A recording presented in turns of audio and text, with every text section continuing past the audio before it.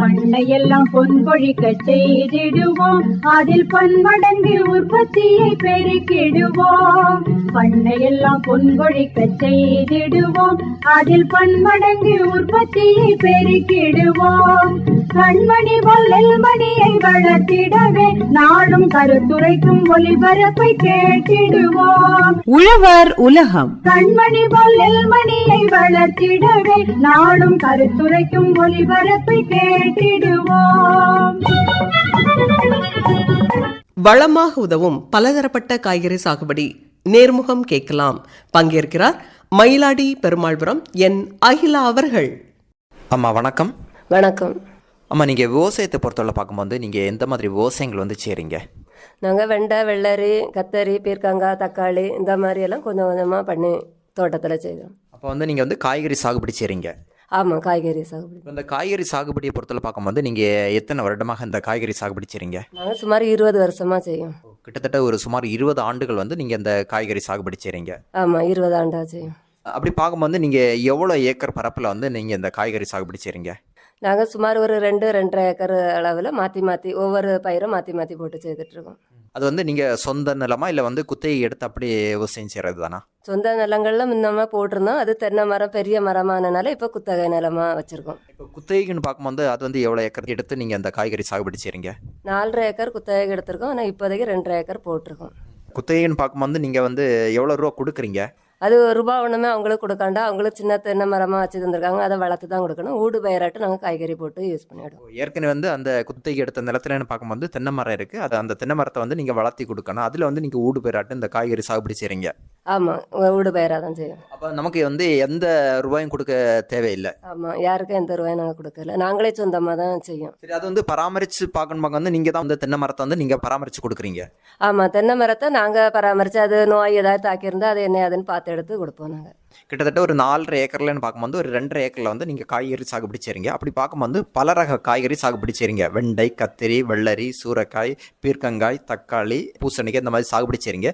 இதை பொறுத்தவரை பார்க்கும்போது ஒரே பரப்பில் சாகுபடி செய்கிறீங்களா இல்லை வந்து அதை வந்து நீங்கள் ஒவ்வொரு காய்கறிகளை வந்து தனித்தனியாக பிரித்து அந்த மாதிரி சாகுபடி செய்கிறீங்களா?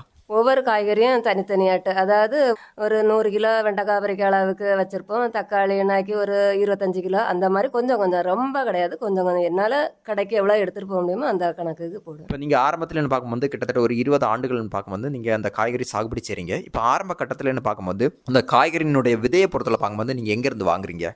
ஆரம்ப கட்டத்தில் வந்து நம்ம மருந்து இதெல்லாம் வாங்கக்கூடிய கடையில் தான் விதைகள் வாங்குவோம். அதிலேருந்து நாங்களே விதை எடுத்துக்கிடுவோம். அதுலேருந்து ஏற்கனவே வந்து நீங்கள் பலன் எடுத்துட்டு அதுலேருந்து ஒரு விதைக்குன்னு பார்க்கும்போது அதனுடைய பெரிய காய்களை விட்டு நீங்கள் அதுலேருந்து விதைகள் எடுக்கிறீங்க. ஆமாம், அதில் காயை வந்து பறிக்காமல் விட்டு அதை நல்லா முத்த விட்டு நல்லா காஞ்ச பிறகு எங்களுக்கு தேவையான விதையை நாங்கள் எடுப்போம். அந்த விதையை எடுக்கணும்னு பார்க்கும்போது அதை வந்து இங்கே என்ன பக்குவத்தில் எடுத்து நீங்கள் அதை வந்து இங்கே விதையை வந்து சேகரித்து எடுக்கிறீங்க ஒவ்வொரு காய்கறிகளை பொறுத்தவரை பார்க்கும்போது? நாங்கள் காய் பறிக்கும்போது ஒரு சில காயை அப்படியே விட்டுருவோம். அது விதைக்காக வேண்டி. அது நல்லா காஞ்ச பிறகு அதை எடுத்து அந்த வித்தை நல்லா கழுவி காய வச்சு தனியாக ஒரு டப்பாயில் அடைச்சி வச்சுருப்போம். அந்த வித்தை தான் நாங்கள் 2வது யூஸ் பண்ணுவோம். இப்போ அந்த விதைக்காகன்னு பார்க்கும்போது அந்த விதைகளை வந்து நம்ம உடனே வந்து நம்ம நிலத்தில் வந்து விதைக்கணுமா இல்லை வந்து நம்ம வந்து ஒரு மாதம் கழிஞ்சு நம்ம வந்து விதைச்சா போதுமா? நாங்கள் உடனே விதைச்சிட்டு தான் இருக்கோம். ஏன்னா ஒன்று மாதிரி ஒன்று வரும்போது அந்த விதையை மாற்றி மாற்றி எங்களுக்கு அழகாக வரதான் செய்வோம். சரி, இந்த மாதிரி நீங்கள் விதைக்குன்னு பார்க்கும்போது அந்த விதைக்குன்னு சொல்லிட்டு உள்ள அந்த இடத்த வந்து நீங்கள் எப்படி அந்த நிலத்தை வந்து பக்குவப்படுத்துறீங்க?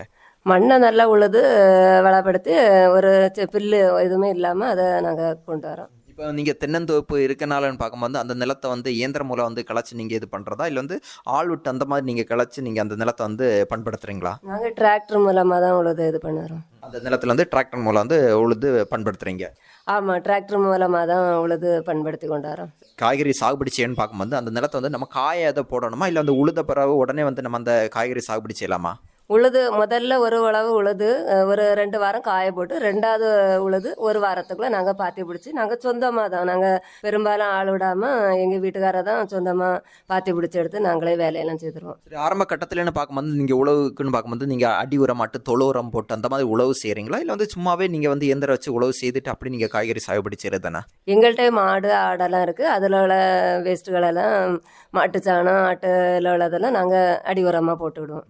உழுது அது பாத்தி பிடிச்சி ஒரு 2 நாள் கழிச்சு தான் வித்தே ஊனுவோம். அதாவது இப்போ அதை வந்து விதை நேர்த்தி பண்ணணும்னு சொல்லி சூடாமோனஸ் போட்டு அந்த தோட்டக்கலை டிபார்ட்மெண்ட்லேருந்து சொல்லி தந்திருக்காங்க. நாங்கள் சூடாமோனஸ் வாங்கி விதை நேர்த்தி பண்ணி தான் இப்போ பண்ணேன். அது பழைய இதுக்கு இப்போ பரவாயில்ல, வேறு அழுகல் நோய் கொஞ்சம் கட்டுப்பாடுகளாக இருக்குது. இப்போ ஆரம்பத்துலன்னு பார்க்கும்போது நீங்கள் வந்து அந்த விதையை வாங்கி நீங்கள் அப்படி வந்து நிலத்தில் போட்டு அப்படி விளைச்சல் எடுத்துருக்கீங்க. ஆனால் இப்போ வந்து தோட்டக்கலைத்துறை சார்பாகன்னு பார்க்கும்போது விதை நேர்த்தி பண்ணி அந்த மாதிரி முறையில் வந்து தான் வந்து நீங்கள் வந்து விதைகள் வந்து விதைக்கிறீங்க. ஆமாம், விதை நேர்த்தி பண்ணி தான் இப்போ விதைக்கும். இப்போ ஒவ்வொரு காய்கறியை பொறுத்தவரை பார்க்கும்போது இது வந்து நட்டையிலேருந்து எத்தனை நாள் பிறகு வந்து நமக்கு பலன் எடுக்க ஆரம்பிக்கலாம்? நட்டதுலேருந்து 45 நாள் காய் பருவத்துக்கு ஆரம்பித்துருங்க. அது வந்து எல்லா காய்கறியுமா இல்லை வந்து சில காய்கறிகள் மட்டுமா? இந்த வெள்ளரி மட்டும் கொஞ்சம் மிந்தம், ஒரு 45 நாளைக்கு உள்ளேயே காய் வந்துடும். மற்றது வந்து 45 நாள் தாண்டி தான் வரும். சரி, இது வந்து சிலது வந்து இந்த கொடி வகையாக இருக்குது, சிலது வந்து செடி வகையாக இருக்குது. இது வந்து நீங்கள் செடி வகை தனியாக கொடி வகை தனியாக அந்த மாதிரி தானே பயிர் சாகுபடி செய்கிறீங்க? நாங்கள் அப்படியே எதுவுமே போடலை, சும்மா பாத்தி பிடிச்சி அந்த மாதிரி தான் போட்டிருக்கோம்.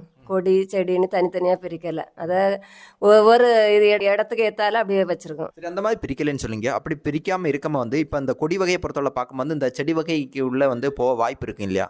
அது வந்து அவங்க அந்த தோட்டக்கலையில் வந்து எங்களுக்கு இந்த சீட்டு மாதிரி தராங்க பார்த்துருங்க. அதை கீழே விரிச்சிட்டு நம்ம அந்த பில்லு ரொம்ப வராமல் இருக்கிறதுக்கு நாங்கள் அதுக்கு மேலே அப்படி படத்தி விட்டுருங்க சீட்டை விரிச்சு. தோட்டக்கலைத்துறை சார்பாக வந்து அந்த சீட்டு மண்ணில் போடுறதுக்கு தந்திருக்காங்க. அதுக்கு மேலே தான் வந்து நீங்கள் இந்த காய்கறி சாகுபடி செய்றீங்க. ஆமாம், அது வந்து ரொம்ப பில்லு புழு ரொம்ப வந்து தாக்கு பிடிக்காது பார்த்துருங்க. இது வந்து நடைமுறைன்னு பார்க்கும்போது நீங்கள் பாத்தி எடுத்து நடுறேன்னு சொல்லிங்க. அப்படி நடம்போம் இப்போ ஒவ்வொரு காய்கறிகளும் இடைவெளி வந்து எப்படி கொடுக்கணும்? ஒரு கை டாப் அளவுக்கு இடைவெளி, ஒரு அடிக்கு 2 வித்து வைப்போம். வெண்டைக்காய்க்கு வெள்ளரின்னா ஒரு 3 செடி வைப்போம். குத்த கூடுதல் உளுந்துட்டுனா நாங்கள் பிடுங்கி மாற்றிடுவோம். இப்போ வந்து நீங்கள் வந்து அந்த விதையே வந்து அதில் அந்த பாத்தியில் போட்டு தான் வளர்க்குறதா இல்லை வந்து ஆரம்பத்தில் வந்து நீங்கள் விதை அந்த மாதிரி போட்டு வச்சு ரெண்டாக திரும்ப இலைக்கு அப்படி நடுது தானே? இல்லை இல்லை, குழி எடுத்து தான் நாங்களே நடுவோம். எந்தெந்த செடி எப்படி வைக்கணுமோ அதுக்கேற்றால கிடங்கு மாதிரி எடுத்து அந்தந்த இதில் அப்படியே விளம்பாச்சிருவோம். கொடி வகைகளுக்குன்னு பார்க்கும்போது தனியாக அந்த மாதிரி வச்சுருவீங்க. ஆமாம், எதுக்கு எப்படி வைக்கணுமோ அது மாதிரி தண்ணி கோரி ஊற்றணும்னா ஊற்றுவோம், இல்லை அப்படி கால் வழியாட்ட வெள்ளத்தை பாய்ச்சிருவோம். இப்போ நட்டுன்னு பார்க்கும்போது எத்தனை உரங்கள் வந்து நீங்கள் கொடுக்குறீங்க? நாங்கள் வந்து இதுக்கு முன்னாடி வந்து யூரியா, பாக்டம்பாக்ஸு, பொட்டாசு இப்படி தான் கொடுத்தோம். ஆனால் இப்போ ரொம்ப இயற்கையாட்டு கொண்டாடணும்னு சொல்லிட்டு மண்புழு உரம் அந்த மாதிரி தோட்டக்கலை அக்ரி டிபார்ட்மெண்ட்டில் தான் கொஞ்சம் கொஞ்சம் உரங்கள் தராங்க. கொஞ்சம் கொஞ்சம் நாங்கள் அந்த செயற்கை உரத்தை வந்து இயற்கையாட்டு வரோம். இப்போ ஆரம்பத்துலன்னு பார்க்கும்போது நீங்கள் வந்து ரசாயன உரங்கள் போட்டு தான் வந்து இந்த காய்கறிகளை வந்து விளைவிச்சிருக்கீங்க. இப்போ வந்து இயற்கை விவசாயத்துக்கு வந்து மாறுறீங்க. அதுக்கு முக்கிய காரணம் என்னன்னு சொல்லலாம்? முக்கிய காரணம் வந்து நமக்கு ஒவ்வொரு நோயும் மனுஷனுக்கு வருது, அதுலேருந்து தவிர்க்கிறதுக்கு எங்களுக்கு வந்து தோட்டக்கலைத்துறையிலேருந்து அக்ரி டிபார்ட்மெண்ட்லேருந்தும் எங்கள் தோட்டத்தை அடிப்படையாக வச்சு 25 பேர் கொண்டு ஒரு மீட்டிங் நடத்தாங்க. என்னென்ன மருந்து அடித்தா நமக்கு என்னென்ன நோய்கள் வரேன்னு அவங்க விளக்கி எங்களுக்கு பாடம் எடுக்கிறதுனால நாங்களே அதுலேருந்து மருந்தை கொஞ்சம் கம்மி பண்ணி கொண்டு வரோம். சரி, அந்த மாதிரி வந்து தோட்டக்கலைத்துறை சார்பாக வந்து உங்கள் நிலத்தில் வந்து இந்த மாதிரி பயிற்சிகள் கொடுக்காம வந்து மற்ற விவசாயிகளை வந்து நீங்களும் கலந்து கொள்கிறீங்க. அப்படி பயிற்சி கொடுக்காம பார்க்கும்போது எந்த மாதிரி இயற்கை உரங்களை வந்து அவங்க ஊக்கப்படுத்துகிறாங்க? அவங்க வந்து இயற்கை உரங்கள்னாக்கி நமக்கு வந்து மாட்டு சாணம், ஆட்டு இது இந்த மாதிரி உள்ளதை நீங்கள் அடி உரம் மட்டும் போடுங்க, நீங்கள் வந்து யூரியா, பாக்டமாக்ஸு இப்படி ரசாயன உரங்களை ரொம்ப எடுக்காதுங்க, அதனால நமக்கு நோய் உண்டாகும் அப்படின்னு சொல்லி. ஆனால் நாங்கள் ஒரேடியாக ரொம்ப எடுத்ததை கொஞ்சம் கம்மி பண்ணி கொண்டு வந்திருக்கோம். இப்போ தான் வந்து படிப்படியாக வந்து அந்த இயற்கை உரத்துக்கு வந்து நீங்கள் மாறுறீங்க. ஆமாம், இப்போ தான் இயற்கை உரத்துக்கு மாறி வரோம். சரி, இந்த மாதிரி பயிற்சிகளை பொறுத்தவரை பார்க்கும்போது இப்போ உங்கள் தோட்டத்தில் மட்டும்தான் பயிற்சிகள் கொடுக்குறாங்களா இல்லை மற்ற தோட்டத்தில் போய் நீங்கள் பயிற்சிகள் அந்த மாதிரி பெற்றீங்களா? மற்ற இடத்துலையும் திருப்பதி சாரம், அது பிறகு கிருஷ்ணன் கோயில், அங்கெல்லாம் நானும் பயிற்சி எடுத்திருக்கேன். எங்கள் தோட்டத்துலேயும் மற்ற தோட்டத்துலேயும் நான் பயிற்சி எடுத்திருக்கேன். சரி, இந்த மாதிரி பயிற்சிக்கு பிறகு தான் வந்து நீங்கள் வந்து படிப்படியாக வந்து இயற்கை விவசாயத்துக்கு மாறணும்னு சொன்னீங்க. அப்படி பார்க்கும்போது வந்து இப்போ இந்த இயற்கை உரத்தை பொறுத்தவரை பார்க்கும்போது இந்த மாதிரி பயிற்சிகள் கொடுக்குறாங்க. இயற்கை இது வந்து மண்புழு உரம் தயாரித்தல், மீன் அமிலம், பஞ்சகவியா, தசகவியா அந்த மாதிரி ஒவ்வொரு இடத்துலையும் பயிற்சி வந்து எங்களுக்கு தாராங்க. இந்த மாதிரி நீங்கள் கொண்டுட்டு வரணும், செய்யுங்க, நீங்களே உங்கள் இடத்துல செய்யுங்க அப்படின்னு சொல்லி அக்ரிகல்ச்சர் டிபார்ட்மெண்ட்லேருந்து எங்களுக்கு ஊக்குவிக்காங்க. சரி, அந்த மாதிரி பார்க்கும்போது இப்போ உங்கள்கிட்டே பசுமாடு இருக்குன்னு சொன்னீங்க. அந்த மாதிரி வந்து நீங்கள் அந்த பஞ்சகாவியெல்லாம் வந்து நீங்களே தயார் பண்ணி எடுத்துருக்கீங்களா? நாங்கள் இதுவரையும் தயார் பண்ணி எடுக்கலை, இனி தயார் பண்ண ரெடியாக இருக்கோம். சரி, இப்போ அந்த உரங்கள் வந்து என்ன அளவுக்கு கொடுக்குறீங்க இப்போ ஒவ்வொரு காய்கறியை பொறுத்தவரை பார்க்கும்போது? காய்கறி வந்து நாங்கள் அடி உரமாட்டு சாணி உரம் இந்த மாதிரி போடுவோம். அது பிறகு அந்த செடி வந்து ஒரு 4 இலை 5 இலை விட்ட வந்த பிறகு தான் நாங்கள் அந்த ரசாயன உரத்துக்கு கொண்டு வரோம். ஆனால் படிப்படியாக இனி ரசாயன உரத்தை குறைச்சி இந்த தொழு உரத்தையே போட்டு மண்புழு உரம் அந்த மாதிரி கொண்டு வர்றதுக்கு இனி ட்ரை பண்ணுவோம். சரி, இந்த மாதிரி உரங்கள் கொடுத்த பிறகு நீங்கள் உடனே தண்ணி விடணுமா இல்லை வந்து ஒரு நாள் விட்டு தண்ணி பாய்ச்சினா போதுமா? உரம் போடும்போது அன்னைக்கே தண்ணி பாய்ச்சிட வேண்டியது, உரத்தை போட்டு 2வது வெள்ளத்தை அடைச்சிரும். இப்போ தண்ணி அடைக்கிறத பொறுத்தவரை பார்க்கும்போது குளத்து பாசனமா இல்லை ஆற்று பாசனமா? எங்களுக்கு ஆத்து பாசனம் தான், தோவாளை சேனல் ஆத்து பாசனம். அந்த தண்ணியை வந்து நீங்கள் ஒவ்வொரு பாத்தியா வந்து நீங்கள் தண்ணியை வந்து திறந்து விட்டுருவீங்க? ஆமாம், தண்ணியை வந்து எங்களுக்கு ஃப்ரீ கரண்ட் மோட்ரு தான். ஒவ்வொரு பாத்தியாட்டும் நாங்கள் மோட்ரு போட்டு அடித்து காய்ச்சிருவோம். சரி, இப்போ ஒவ்வொரு காய்கறிகளை பொறுத்தவரை பார்க்கும்போது இந்த பூ வந்து அது எத்தனை நாள் பிறகு நீங்கள் அது வந்து விளைச்சல் ஆன பிறகு நீங்கள் பறிக்கிறீங்க? பூ வந்து ஒரு 10 நாள், மேக்சிமம் 10 நாளையில் காய் பறிக்க வந்துடும். அது வந்து எல்லா காய்களையும் அந்த மாதிரி பறிக்கிறதா, இல்லை வந்து காய்களுக்கு காய்கள் வந்து வேறுபாடு இருக்கா? காய்களும் வந்து வேறுபாடு இருக்குது. வெண்டைக்கு மட்டும்தான் 10 நாள், மற்றபடி தக்காளி இதுகளுக்கெல்லாம் ஒரு 15-20 நாள் வரை இருக்குது. அது வந்து காய் விளைச்சல் பார்த்து பறிக்கிறீங்களா, இல்லை வந்து ஆரம்ப ஸ்டேஜ்லேயே நீங்கள் பறிச்சு அப்படி விற்பனை செய்கிறதானா? காய் விளைஞ்சிருக்குங்கும்போது நமக்கு செடியை பார்த்துன்னு தெரியும் இதெல்லாம் விளைச்சல் ஆயிட்டுன்னு. அது பிறகு தான் நாங்கள் பறிப்போம். எப்படி கண்டுபிடிக்கிறீங்க அந்த வெண்டையை பொறுத்தவரை பார்க்கும்போது? வெண்டையை பொறுத்தளவில் ஒரு நாள் பறிக்கலாம் காய் முத்திரும், அது தெரிஞ்சிடும். அப்போ இன்னும் இது முத்திட்டு, அப்போ இது இந்த காய் நம்ம பறிக்காமல் விட்டுருக்கோம் அப்படின்னு பார்த்து எங்களுக்கு அது தெரிஞ்சிடும். இதே கத்திரியை பொறுத்தவரை பார்க்கும்போது? கத்தரியை வந்து ஒரு ஸ்டேஜ், ஒரு கணக்கு வரும்போது நாங்கள் ஒட்டு மொத்தமாக அப்படியே பறிச்சிருவோம். சீனியராக்கா வந்து தெரியும், அது வந்து நம்ம செடியில் கொத்து கொத்தாக கிடக்கும்போது அப்போ இது விளைச்சல் ஆயிட்டுன்னு காயை பார்த்ததுமே நம்ம தெரியும். கடையிலலாம் நம்ம வாங்குவோம்ல, அதை பார்க்கும்போது நம்ம செடியை வந்து அதை பார்த்த உடனே தெரியும், பறிச்சிருவோம். இதே இது வந்து சூறைக்காயும் அதே போல் பீர்க்கங்காயும் வந்து இது வந்து கொடி வகையை சார்ந்தது. இது வந்து நீங்கள் தரையில் போட்டு அப்படியே கொடி வகையாக செய்கிறதா, இல்லை வந்து அதுக்கு கம்புகள் போட்டு அந்த மாதிரி வந்து நீங்கள் கொடி வகையில் சாகுபடி செய்கிறதா? மற்ற விவசாயி வந்து கம்பு நாட்டு அந்த மாதிரி வச்சுருக்காங்க. ஆனால் நாங்கள் எல்லாமே தரையிலே தான் போட்டிருக்கோம். இது அதுக்குன்னு ஒரு முக்கியத்துவம் கொடுக்கல. இப்போ வந்து சூறைக்காயும் பீர்க்கங்காயும் வந்து நீங்கள் தரையில் தான் வந்து போட்டிருக்கீங்க? ஆமாம், தரையில் தான் அதை போட்டிருக்கோம். அந்த மாதிரி போடும்போது வந்து இந்த காய்களுக்கு ஏதாவது பாதிப்புகள் வந்து ஏற்பட வாய்ப்பு இருக்குமா? அதுக்கு நாங்கள் வந்து சீட்டு தோட்டக்கலையிலேருந்து எங்களுக்கு தந்திருக்காங்க. அது சீட்டு விரிச்சிருக்கனால புல்லு ரொம்ப வராது, புழு பத்தாது, மழை வந்தாலும் ஓரளவு தாக்கு பிடிக்கும். இது என்னதான் நம்ம பயிரிட்டாலும் பார்க்கும்போது நோய்கள் தாக்குது, பூச்சிகள் தாக்குது. அந்த மாதிரி பார்க்கும்போது இந்த காய்கறியை பொறுத்தவரை பார்க்கும்போது நோய்களோ பூச்சிகளோ தாக்குதலுக்கு ஏற்பட வாய்ப்பு இருக்கா? ஆமாம், பூச்சி வந்து ஒவ்வொரு நோயும், மஞ்சள் நோய் வரும், வேரழுகல், வெள்ளை பூச்சி, இலை உறிஞ்சான், இப்படி ஒவ்வொரு நோயும் அந்த செடிக்கு ஏற்றால வரும். நாங்கள் அந்த இலையை பார்த்துட்டு அப்போ என்னென்ன நோய் இதுக்கு இருக்குன்னு தெரிஞ்சு நாங்கள் மருந்து கடையில் மருந்து வாங்கி அடிச்சிருவோம். சரி, இந்த மாதிரி நீங்கள் வந்து நோய்கள் தாக்கியிருக்கும் வாங்கும்போது அது வந்து எப்படி நீங்கள் ஒவ்வொரு காய்கறி செடியை வந்து நீங்கள் கண்டுபிடிக்கிறீங்க? இப்போ அந்த தோட்டத்தில் போய் பார்த்ததுமே தெரியுமா, இல்லை வந்து இங்கே வரப்போகிறத்துல நின்று பார்க்கவுமே இந்த காய்கறி செடிக்குன்னு பார்க்கும்போது இந்த நோய் தாக்கியிருக்குன்னு நீங்கள் கண்டுபிடிக்கிறீங்களா? நாங்கள் காய் பறிக்கும்போது அந்த செடி கூடால நின்று பறிக்கும்போது தெரியும் எங்களுக்கு, ஓ இது என்னென்ன நோய் இருக்குது. இலை உறிஞ்சானா அப்படி இலை வந்து பப்படம் மாதிரி சுருங்கிரும். அப்போ இது இலை உறிஞ்சான் ஒரு பக்கி மாதிரி பறக்கும். அது ஃபுல்லாக அதில் சாரை உறிஞ்சதுனால இது இலை உறிஞ்சான். மஞ்சள் நோய், அப்போ இது வந்து ஒரு செடி காய் வந்து மேலே வந்துடும், மொட்டிடும், மஞ்சள் கலரில் வந்துடும். அப்போ இந்த நோய் வந்திருக்கு. அப்போ அந்த செடியை மட்டும் பிடிங்கி துறவிட்டு அது அடுத்தால அது ஒரு வைரஸ் நோய், அது இன்னும் பக்கத்து செடிக்கு வராத அளவுக்கு நாங்கள் மருந்து வாங்கி அடிச்சிருவோம். அந்த மஞ்சள் நோயை பொறுத்தவரை பார்க்கும்போது இப்போ ஒரு செடிக்கு தாக்குதல் ஏற்பட்டா இப்போ அடுத்த செடிக்கு வந்து பரவுவதற்கு வாய்ப்பு இருக்கு. ஆமாம், அடுத்த செடி பரவுறதுக்கு வாய்ப்பு இருக்குது. அதுக்கு முன்னாடி நாங்கள் கண்டுபிடிச்சி அதை மாற்றிடுவோம். அப்படி பார்க்கும்போது அந்த செடியை வந்து அப்புறப்படுத்துறது வந்து நல்லது. ஆமாம், அப்புறப்படுத்த நல்ல, இல்லாட்டி எல்லா செடியும் தாக்கி எல்லாம் மஞ்சள் ஆயிரும். இது கூட சொன்னீங்க வந்து நீங்கள் இலை சுருட்டு புழு தாக்குதல் இருக்குது, அதை வந்து நீங்கள் எப்படி கண்டுபிடிக்கிறீங்க? இலை சுருட்டுங்க மற்ற இலைக்கும் இதுக்கும் வித்தியாசம் இருக்கும். முதல்ல எல்லா இதுக்கும் வராது, ஒரு சில செடிக்கு தான் வரும். அப்போவுமே நாங்கள் ஆரம்ப கட்டத்தில் அதை கண்டுபிடிச்சி அதுக்குள்ளே மருந்தை கொடுத்துட்டோன்னா எல்லா செடியும் பாதுகாக்கலாம். இது கொடி வகையை பொறுத்தவரை பார்க்கும்போது கொடி வகையும் அதே மாதிரி தான், அதுக்கும் அதே தான். புழுவு இலையெல்லாம் தின்னுறோம் அப்படின்னாக்கி இந்த மாதிரி புழு தின்னுருக்கு அப்படின்னு சொல்லி அதுக்கு ஏற்றால மருந்து அடிச்சு விடுவோம். சரி, இப்போ நீங்கள் வந்து இப்போ தென்னைக்கடையில் வந்து ஊடு பயிராட்டு நீங்கள் இந்த காய்கறி சாகுபடி செய்கிறீங்க. அப்படி சாகுபடி செய்யாமல் பார்க்கும்போது வந்து இப்போ தென்னையில் உள்ள ஓலைகள் வந்து கீழே விளம்ப வந்து அந்த காய்கறிகள் வந்து பாதிப்பை வந்து ஏற்படுத்த வாய்ப்பு இருக்குது. அப்படி பார்க்கும்போது வந்து நீங்கள் அந்த காய்கறிகளை வந்து எப்படி பாதுகாக்கிறீங்க? நாங்கள் தேங்காய் வெட்டும்போது அந்த செடி நடதுக்கு முன்னாடியே தேங்காய் வெட்ட சமயத்தில் தேங்காய் வெட்டுக்காரர்கிட்ட தாந்திருக்க ஓலையெல்லாம் வெட்ட சொல்லிடுவோம். அப்போ இள மரமாக இருந்தாலும் கவிஞ்சு கிடக்கும்போது நாங்களே அதை ஒரு சில ஓலைகளை வெட்டிடுவோம். அதனால அந்த செடிக்கும் அதுக்கு எந்த பாதுகாப்புமே இருக்காது. இப்போ அந்த ஓலை வெட்டின பிறகு கூட அந்த மட்டைகள் இருக்க வாய்ப்பு இருக்கு இல்லையா? அந்த மட்டைகள் வந்து கீழே விழுந்தால் அந்த செடி வந்து பாதிப்பை ஏற்படுத்த வாய்ப்பு இருக்கு இல்லையா? பெரிய தென்னை மரத்துக்கு அதுக்கு ஏற்றால் தான் நாங்கள் செடி வச்சிருப்போம். ஒரு வேளையில ஏதாவது பாலை மட்டை ஏதாவது உளுந்தாக்கி அந்த செடி செதஞ்சு போகாத அளவுக்கு தான் நாங்கள் அந்த செடியை வச்சிருப்போம். அது கணக்கில் தான் நீங்கள் அந்த செடியை வந்து நட்டிருப்பீங்க. ஆமாம், அந்த செடியை அதை கணக்கு பண்ணி தான் நட்டிருப்போம். இப்போ ஒரு தென்னை மரம் இருக்குன்னு பார்க்கும்போது அந்த தென்னை மரத்தை வந்து எவ்வளோ தள்ளி வந்து நீங்கள் அதை வந்து சாகுபடி செய்கிறீங்க? தென்னை மரத்தை வந்து 2 கை சுற்றளவு நீளத்தில் அதை விட்டு அது கொடி அதை தென்னை மரத்தை சுற்றி வர்றது மாதிரி இளம் தென்னங்கண்ணுனாக்கி இந்த கொடி இது நீங்கள் சொல்லியிருக்கீங்களா, அது வந்து அந்த கண்ணுலே படத்தி விட்டுருவோம். மேலே அந்த பீர்க்கங்காய் சொரக்காயெல்லாம் அந்த அதிலே ஒரு சிலது தென்னை மரம் கண்ணு இளங்கண்ணுலே படத்தி விட்டுருவோம். என்ன சொல்றீங்கன்னு பார்க்கும்போது சில கொடி வகைகளை வந்து நீங்க மரத்தளத்திலே படத்தி விட்டுட்டு சில கொடி வகைகளை வந்து அந்த தென்னை மரம் இருக்கு அந்த தென்னை மரத்துல வந்து நீங்க படத்தி விடுறீங்க. ஆமா, தென்னை மரத்தை சுத்தி கிடக்கும், எங்களுக்கு காய் கிடக்கதான் கிளியரா தெரியும், நாங்க பறிச்சு விடுவோம். சரி, அந்த மாதிரி தென்னை மரத்துல வந்து இந்த கொடி வகைகளை வந்து நீங்க அப்படி படத்தி விடும்போது அந்த காய்களை வந்து நீங்க எப்படி பறிக்கிறீங்க? அது பெரிய மரத்துல நாங்க படத்த மாட்டோம். இளா மரம், சின்ன மரம், அந்த கண்ணு மரத்துல தான் படத்துவோம். பெரிய மரத்துக்கு கேப் விட்டு அதுக்கு ஏத்தால உள்ள காயை தான் அது அந்த இடத்துல போடுவோம். இப்போ ஒவ்வொரு காய்கள் பறிக்கிற நுணுக்கங்களை பொறுத்தவரை பார்க்கும்போது எப்படி நீங்க அதை அறுவடை பண்றீங்க?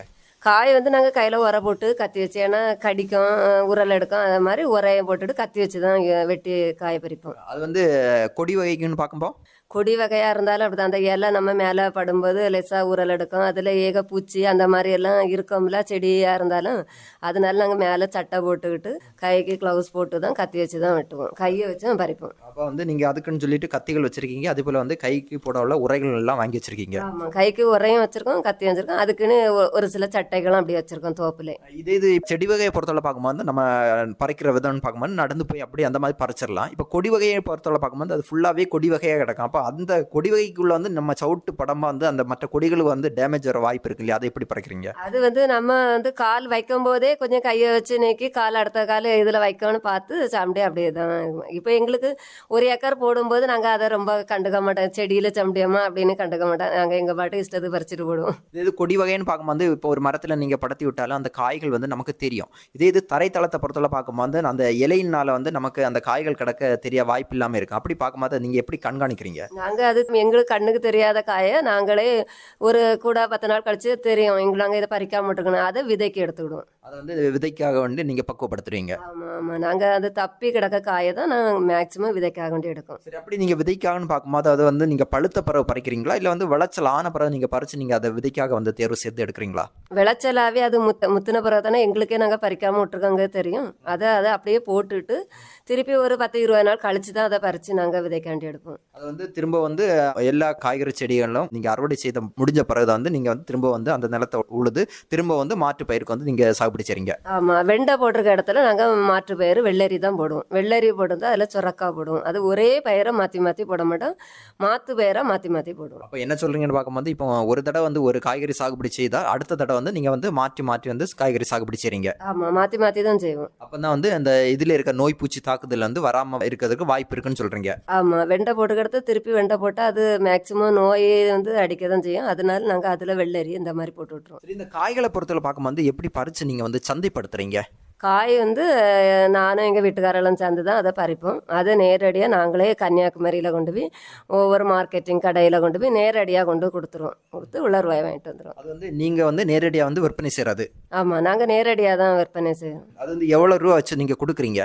அது வந்து நாங்கள் காய் வந்து ஃப்ரெஷ்ஷாக கொண்டு போகிறதுனால அவங்க 60 ரூபா வச்சு கொடுத்தாங்க, எங்களுக்கு 40 ரூபா வச்சு தருவாங்க. சரி, இப்போ இந்த காயை பொறுத்தவரை பார்க்கும்போது இப்போ நீங்கள் வந்து சந்தையில் கொண்டு விற்பனை செய்கிறேன்னு சொன்னீங்க. இந்த காய்களை பறித்து நீங்கள் விற்பனை செய்கிறேன்னு பார்க்கும்போது இந்த காய்களை வந்து ஒரு நாளைக்கு முன்னாடி பறித்து நீங்கள் விற்பனை செய்கிறதா இல்லை அன்னன்னைக்கு வந்து காலையில் பறித்து நீங்கள் அந்த மாதிரி சந்தையில் கொண்டு விற்பனை செய்கிறதானா? நாங்கள் ஆரம்ப கட்டத்தில் காலையிலே பறித்து கொண்டு விவேகானந்த கேந்திராயில் வச்சு ஃப்ரெஷ்ஷாக இருக்குது எங்கள் தோட்டத்தில் உள்ளதுன்னு எனக்கு விற்கிறது பெர்மிஷன் தாவா அங்கே வச்சு விற்றோம். அது பிறவைக்கு இந்த கொரோனானால அங்கே முடியலை, அதிலிருந்து நாங்கள் ஒவ்வொரு கடையாக பார்த்து அது ஃப்ரெஷ்ஷாக இருக்கிறதுனால கூட 5 ரூபா கொடுத்தனாலும் வாங்கிடுவோன்னு சொல்லிட்டு கடைக்காரங்க எங்கள்கிட்ட வாங்கிடுவாங்க.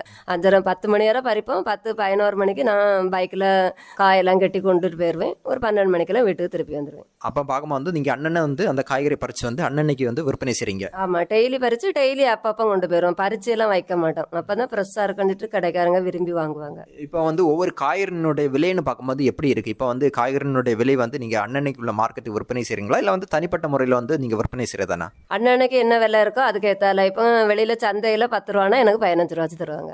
அப்படின்னு பார்க்கும்போது நீங்கள் வந்து ஃப்ரெஷ்ஷாக காய்கறி குடிக்கிறனாலன்னு பார்க்கும்போது ஒரு 5 ரூபா வந்து கூட கிடைக்க வாய்ப்பு இருக்குது. ஆமாம், நான் ஃப்ரெஷ்ஷாக பறித்து கொடுக்கறதுனால எனக்கு கிலோவுக்கு 5 ரூபா கிடைக்கும், அது எனக்கும் ஒரு லாபமாக இருக்கும். சரி, உழைப்பை பொறுத்தவரை சொல்லுங்கள், எப்படி உழைக்கிறீங்க? நாங்கள் காலையிலேருந்து மதியம் வரை இதுக்காண்டி தான். அது பிறகு சாயந்தரம் வந்து அந்த வெண்டைக்கு புழு பார்க்கறது, அந்த பூ எடுத்து துறப்படுறது, அந்த செடிக்கு வெள்ளம் பாய்க்கிறது, என் கணவரோட நானும் கொஞ்சம் சப்போர்ட்டாக இருப்பேன். தண்ணியெல்லாம் அந்த செடிக்கு ஏற்றால இப்போ உரம் போட்டிருக்கோம், வெள்ளம் பாய்க்கணும், அடுத்தால வாடியாச்சு வெள்ளம் பாய்க்கணும், இந்த செடிக்கு இந்த நோய் வந்திருக்கு மருந்து அடிக்கணும்னு அதெல்லாம் சாயந்தரம் உள்ள டைம். சரி, என்ன அளவில் வந்து வருமானம் இருக்குது இந்த மாதிரி பலதரப்பு காய்கறி சாகுபடி செய்யும்போது பார்க்கும்போது தினசரி வருமானம் இருக்குமா இல்லை வந்து இப்போ ஒரு காய்கறிகளை பொறுத்து வந்து அது வந்து விற்பனை செய்கிறீங்களா? வெண்டைக்காய்ங்க சும்மா தினசரி வருமானம். மற்ற காய்கறி வந்து வெள்ளரிக்காயெல்லாம் ஒரு 3 பரியில் போயிடும். அதுக்கேற்றால நாங்கள் ஒன்று மாதிரி ஒன்று போடுறதுனால எங்களுக்கு தினசரி வருமானம் மாதிரி இருக்கும். ஆனால் இன்னொன்று மழை காலத்தில் வந்து கொஞ்சம் லேட் ஆயிரும், காய் அடுத்த இது கொண்டு வர முடியாது. அப்போ கொஞ்சம் ரெஸ்ட் எடுக்க வேண்டிய சூழ்நிலை தான். காய் வந்து எனி டைமாக இருந்தாலும் எந்த கடைக்காரங்களாக இருந்தாலும் ஹோட்டலாக இருந்தாலும் நாங்கள் ஒரு ஃபோன் பண்ணி சொல்லியாச்சுனாலே போதும், எங்கள் இடத்துல வந்து எடுக்கனாலும் அவங்க ரெடி தான். இப்போ வந்து நீங்கள் காய்கறி சாகுபடி செய்கிறேன்னு பார்க்கும்போது நீங்கள் வந்து சந்தைகளுக்கும் விற்பனை செய்கிறீங்க, அதே போல் வந்து நீங்கள் ஹோட்டல் இந்த மாதிரி இடத்துக்கு வந்து நீங்கள் விற்பனை செய்கிறீங்க. ஆமாம், இன்னும் அதிகப்படுத்தணும்ல எண்ணம் இருக்கா? இன்னும் அதிகப்படுத்தணும்ல எண்ணத்தோடு தான் நாங்களும் கவர்மெண்ட்டில் இந்த தோட்டக்கலை அக்கறை அவங்க எல்லாம் கொஞ்சம் விதைகள் உரங்கள் எங்களுக்கு கொஞ்சம் இலவசமாக கவர்மெண்ட் அறிவிச்சிருக்க இதுபடி தந்ததுனால எங்களுக்கும் ஒரு இன்ட்ரெஸ்ட் தான். இன்னும் இதுக்கு மேலே நாங்கள் அதிகப்படுத்தணும்னு தான் ஆசைப்படுவோம். இவ்வளோ நேரம் வந்து வளமாக உதவும் பலதரப்பட்ட காய்கறி சாகுபடி பற்றி நல்ல அருமையான கருத்துக்கள் சொன்னீங்கம்மா. நன்றி, வணக்கம். நன்றி, வணக்கம்.